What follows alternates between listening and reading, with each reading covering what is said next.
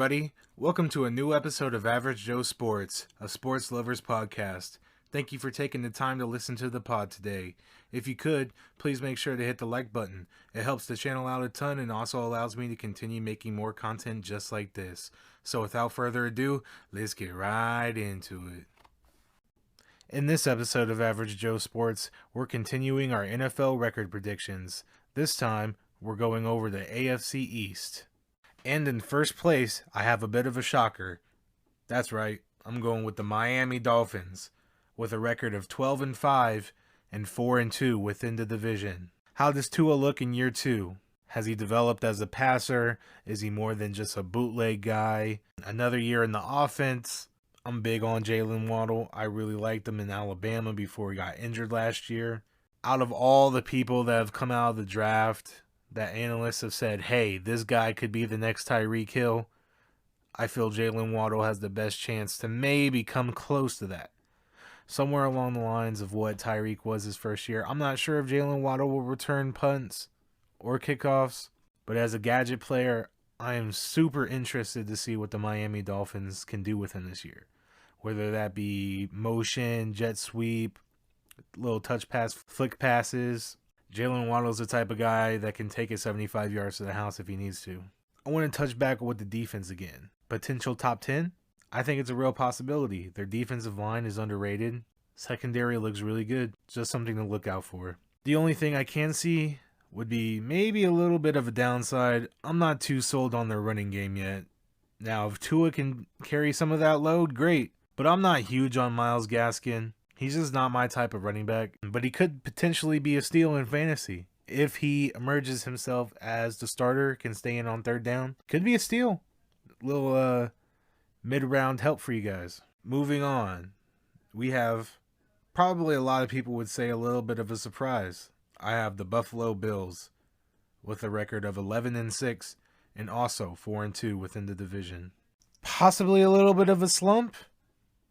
I'm not talking about a 500 season, but AFC Championship, question mark? I don't think so. It looks to me like they expect Josh Allen to be everything for them again. Can he perform like that? Now, people gonna call me a hater. Bills Mafia, fucking come after me. I'm ready for it. But 11-6 is respectable. I'm not fucking telling you you're 500. I'm not telling you, oh, you can't even be 500 anymore. Oh my fuck. 11-6. That's just what it looks like to me. And they have a lot of weapons. I mean, Stephon Diggs, the addition of Emmanuel Sanders, even though he's really getting up there in age. Another question mark for them is also the running game. Who's going to take the bulk of the carries? Is it going to be Singletary? Is it going to be Moss? And how much running does Josh Allen really do this year? Obviously got paid, gets all the guaranteed money, most guaranteed money in an NFL contract ever. So we will see. I'm still expecting a good year out of Buffalo, but I'm not expecting them to go as far as they did last year. Next up, we have the New England Patriots with a respectable record of 10-7 and also 4-2 within the division. Mac and cheese time in New England. I'm super intrigued by New England this year. Of course, the biggest question mark is how will Mac Jones look against first-team defenses. I'm just super looking forward to these two tight end formations that they're going to be doing. With the additions of also Nelson Aguilar, Kendrick Bourne at wide receiver. I mean, it's not the best bunch, but it's some guys. The line looks really good. Of course, they just traded Sony Michel over to the Rams. So now it's looking like Harris is going to be getting all the carries. Really expect New England to be a smash mouth type of football team this year. Making strides with Mac Jones. Let's see how he looks like by week 10, week 11, and if they'll be in the playoff race or not. And in last place, we have the Jets with a record of 3-14 and 0-6 within the division.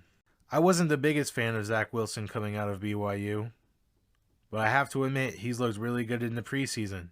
The O-line is still terrible, and now they're banged up. Got hit with some of the most injuries in preseason.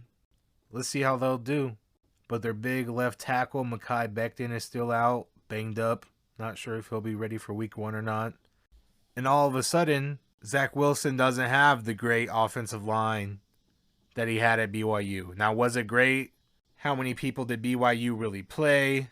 Now, these are big boy defenses, and everybody's coming to take your head off, especially behind a bad offensive line. I just feel like Zach Wilson is going to be running for his life a lot of this season. I hope that he doesn't have an injury like, of course, Joe Burrow did last year because his offensive line was so terrible. That's why he didn't support the Jamar Chase pick. You go Penei Sewell. He's right there. You go Penei Sewell.